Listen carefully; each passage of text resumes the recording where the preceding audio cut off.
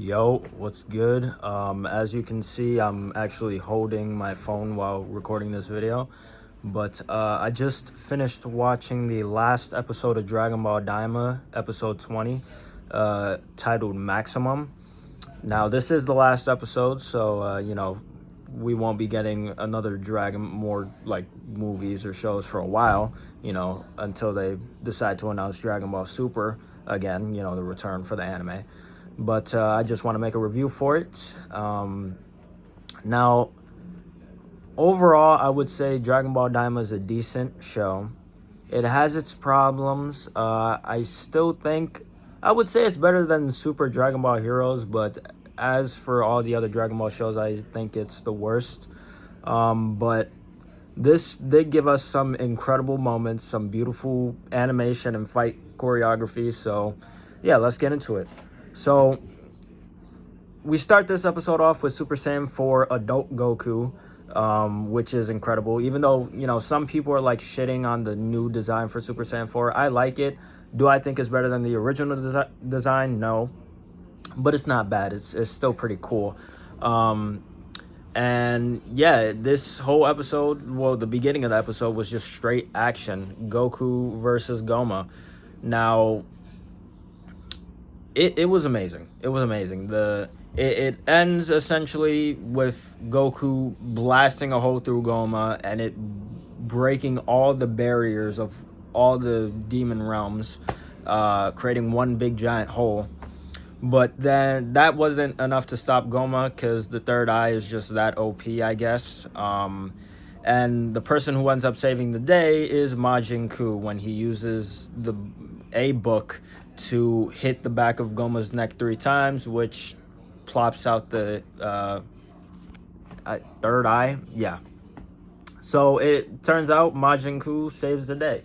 He gets the final blow in the end. And then Glorio steps on the third eye, destroying it. Goma and Degetsu get put in this seal. It's what it reminded me of. It reminded me of that seal that they tried to trap Demon King Piccolo in the original Dragon Ball.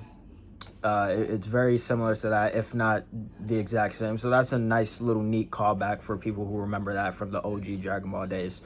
And yeah, we have a happy ending, as expected. Everybody gets together, and it turns out that Majin Ku, since he was the last one to defeat Goma, and Goma was the previous Demon King, now Ku is the new Demon King, and he gives everyone like a minister role, like Glorio and Pansy's dad and Ku, and he makes Aritsu the vice Demon King, so that's nice. So that was cool. And then they all head off. They stop at the bug store. And what I will say is, I wanted to bring this up because Dragon Ball Daima has a very specific art style, but somewhere in between the episode, the art style changes. And it actually, I'm not gonna lie, it looks like Dragon Ball Super Broly's art style, especially at the last scene where they're in the store. It looks identical to the way Dragon Ball Super Broly looked, and it looked beautiful. And I'm not gonna lie, bro. Here's my theory for this, which I just came up with in my head. So, as you know, people love Dragon Ball Super Broly's animation style.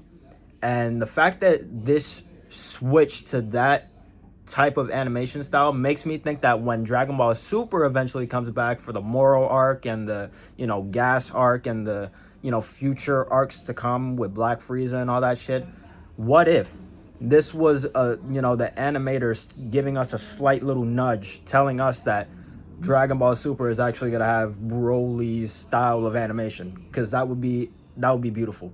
Because think about it. The whole show of Dragon Ball Daima was consistently their own specific art style. And then at the very end, or like halfway through, up until the end, the art style looks very similar, if not the same, to Dragon Ball Super Broly. Hinting that we might have that animation style going forward for Dragon Ball Super. Because imagine the Moro arc, the Gas arc, Ultra Ego Vegeta, Black Frieza, all that shit with Broly's Dragon Ball Super Broly's animation. That would be peak. and that would have been a nice little clever way to tell the fans, like, yeah, bro, we might be, you know, animating this whole thing in that art style. So, and also the Dragon Ball Super manga just came back with chapter 104, which was a little one shot, you know, with Goten and Trunks. So now that the manga's back, now that, you know, Daima's over, there's a lot of potential. You know, who knows when Dragon Ball Super is gonna return, but you know, fingers crossed we get some type of announcement at some point this year. You know, if I had to say, I would say maybe like late this year we'll get an announcement that the anime is coming back. And you know, eventually we're gonna figure out what the next arc is gonna be in the manga. Is it most likely gonna have something to do with Black Frieza? But yeah, the future of Dragon Ball is looking really great, man. You know, it is. I'm looking forward to Super's return. I'm looking forward to the next arc in the manga. Things are looking bright. All right, so that's good. And yeah, man, that's it. This quick little video, just wanted to talk about the last episode. It's been an interesting journey, but I will say that those last 5-ish episodes really delivered, with Super Saiyan 4 Goku being canon, Super Saiyan 3 Vegeta fucking being a simp for Bulma, which was nice to see.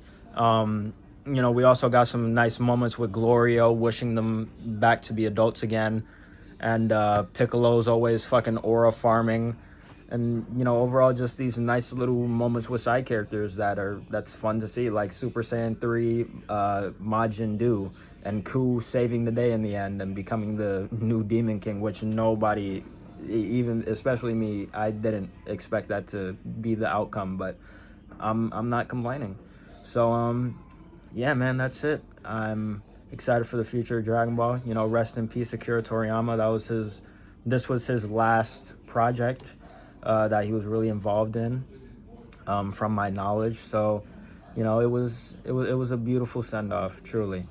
And yeah, man, that's it. I'm the hero light legend of this world, Tyree Figueroa, signing out. Peace.